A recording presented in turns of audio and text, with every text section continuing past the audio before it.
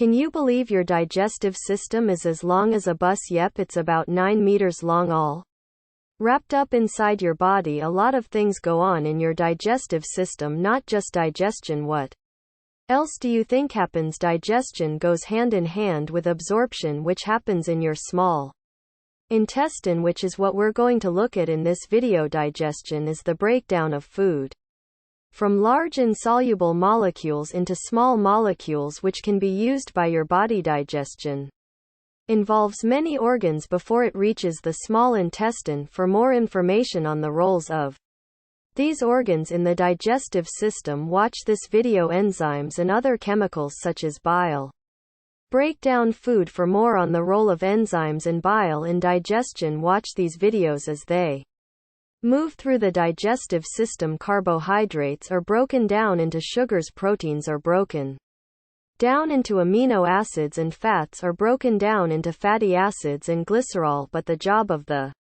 digestive system doesn't stop at digestion. For our body to make use of these small soluble molecules, we need to absorb them into our bloodstream. This happens in a small intestine. The small intestine is made up of lots of tiny finger-like projections called villi. The villi increase the surface area of the small intestine. The larger the surface area, the more absorption that can take place.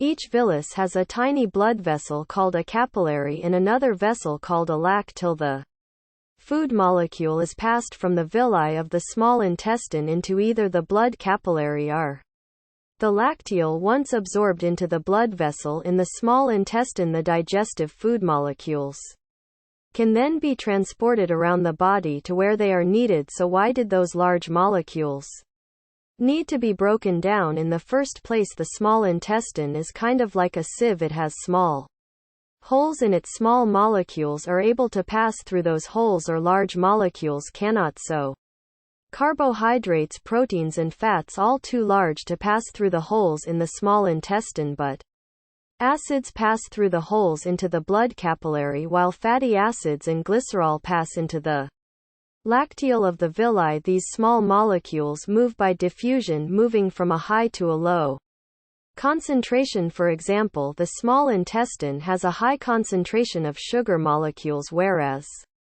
the blood supplying the small intestine has a low concentration of sugar, so the sugar moves down its concentration gradient from a high concentration in the small intestine through the holes in the villi into the blood capillary, where it's in low concentration sugar, amino acids, fatty acids, and glycerol are used diffusion to move into the blood within the small intestine. So after digestion breaks down large molecules into small molecules, absorption of the small molecules happens inside our small intestine by diffusion into the blood vessels. What an amazing system! If you liked the video, give